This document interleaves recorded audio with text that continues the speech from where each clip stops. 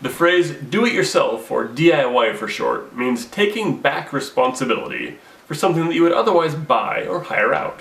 DIY projects are all the rage these days. With the desire to get more natural and get back to basics, many people are interested in discovering ways to be more self-reliant, which is great.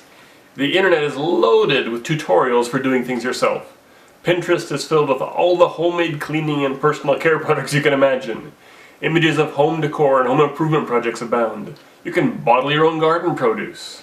In addition to the projects you can do and the products you can make yourself, there are also chores and services like getting a haircut or changing the oil in your car that you can choose to either hire out or do yourself to save money. There's a notion that frugal people do things themselves rather than buying or hiring out. Doing things yourself has the potential to save you lots of money, but that's not necessarily the case.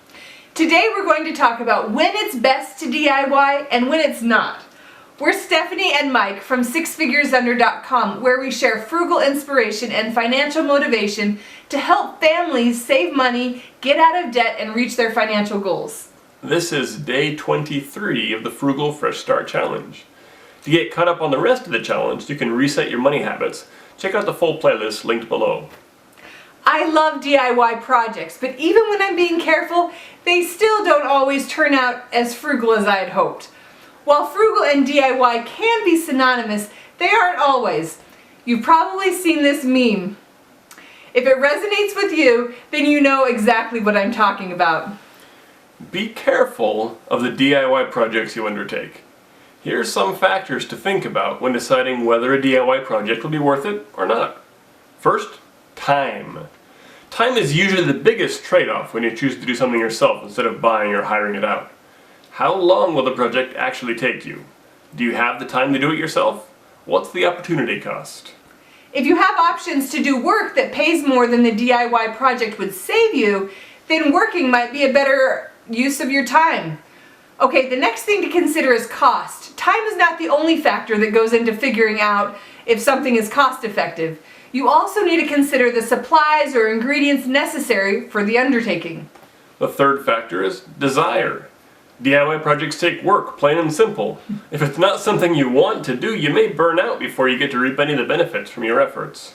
At the same time, it's okay to do hard things that aren't necessarily enjoyable in order to save money, learn skills, or build character. And the fourth factor we want you to think about is your skill set.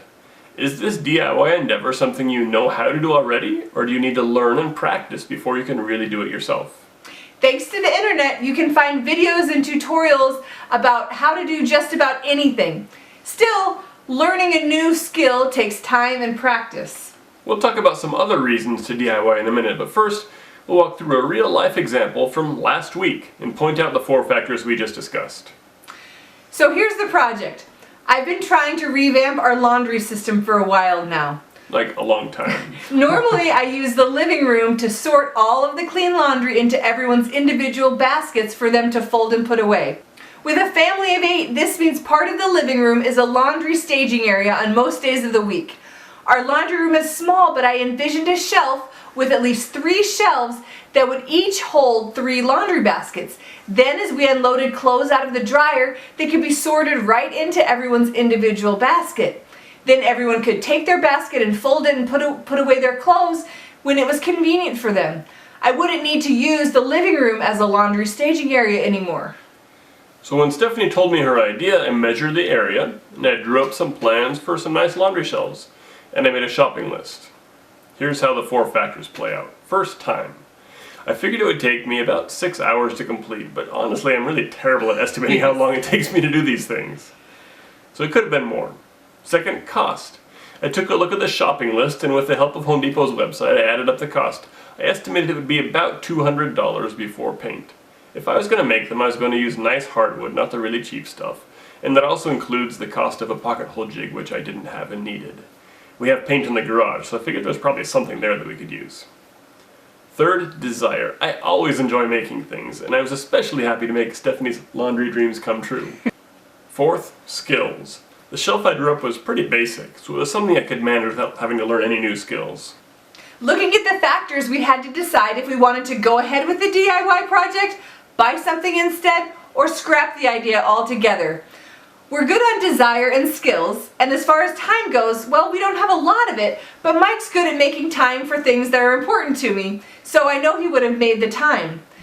When he told me the cost, though, I was super disappointed. That was way more than I wanted to spend on this project, even though I was so looking forward to a new laundry system. Because I had such a specific space that I needed the shelf to go in, I went straight to DIY instead of even looking into buying a shelf. After hearing the cost of the DIY shelf, I decided to take a look at the buying options. As it turned out, I found a wire shelf that would fit the bill at Sam's Club for less than half of what the DIY version would cost. Plus, it wouldn't take any time out of Mike's already busy schedule. So in this case, DIY wasn't a better or cheaper option. Before undertaking your own DIY project, go through a little assessment like this. Of course, not all DIY projects are done in order to save money. There may be some DIY projects that don't save you money at all, but you do them for reasons of expressing your creativity or customizing something or being more natural. For example, maybe it's not necessarily cheaper to make your own shampoo, but you do it anyway to avoid chemicals. At sixfiguresunder.com, I give the cost breakdown for some of the DIY projects we choose to take on, like doing our own haircuts or making our own yogurt or laundry detergent or deodorant. But you have to decide if it's worth it for you. Our choices in what we do ourselves and what we buy or hire out take in so many factors into consideration. The decision is a completely personal one that often goes beyond cost. So here's your day 23 challenge. It's twofold. First, look at the services you currently hire out, like oil changes or haircuts or lawn care. Are there any of those that you could do yourself to save money? So second, are there any products like laundry detergent or yogurt or projects like home improvements or auto repairs that you would be interested in doing yourself? Do research on their cost effectiveness and make some plans to give one of them a try.